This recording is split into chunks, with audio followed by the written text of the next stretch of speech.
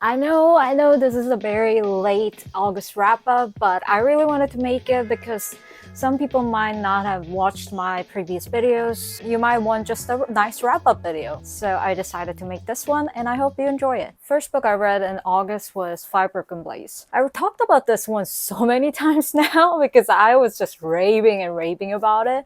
But this one is about heist story, or more like not a heist, it's closer to assassination story. Every character has this one united goal, but all of their motives are different, so there's no trust between them. It is a long book, but you can go through it so fast because it's so well paced throughout the whole story. I gave it 5 out of 5. Emma was not as good as I had expected because I thought it'll be similar to Pride and Prejudice, but this was more everyday daily lives of those, what era was this? Regency era people.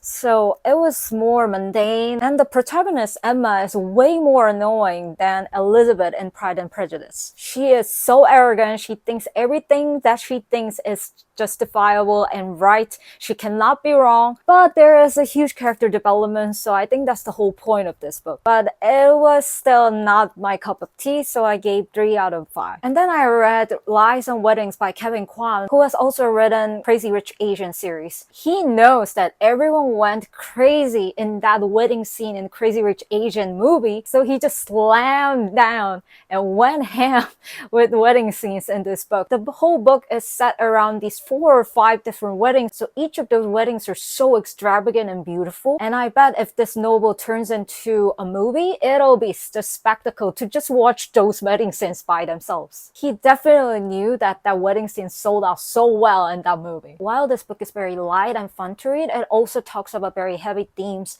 such as racism, classism, and interestingly, how being biracial affects your life. Overall, you will enjoy this book if you like Crazy Rich Asians. And then the next book, I somehow picked a very heavy book, which is called The Berry Pickers. It's about the North American indigenous people and the lives and tragedies they had to endure while they're living their own land. I think I almost cried at the ending, and throughout this whole story, I just felt like this aching pain in my chest because no one deserves to live like this. If you have a strong heart to endure sadness and agony, I highly recommend this. I gave 5 out of 5 for this one, especially for the ending. Then I took a deep dive into romance novel. First, I read Yours Truly. I could relate to this one protagonist's anxiety a lot.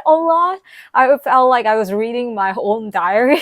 That really made me care a lot about these protagonists' journey and romance. I know some people don't like the ending of this book, but for me, it didn't really feel anything bad, and I actually enjoyed that ending, so I was very satisfied. I just love how fluid this author's writing style is because you just don't need to use a lot of like brain cells to dissect each sentence. It just feels like a whole flowing river that you can just rest your body very freely. I just had a whole lot of fun with this book while filming a reading vlog. So of course I gave 5 out of 5. The last book I read in August is from the same author and it's called Just for the Summer. I gave 3 out of 5 for this book because I had a high expectation after Yours Truly, and I was so excited to read this one, but it fell flat for me because, like a lot of people said with this book, I went into this book with the expectation of light and fluffy romance, but it was heavy-hearted with a lot of deep themes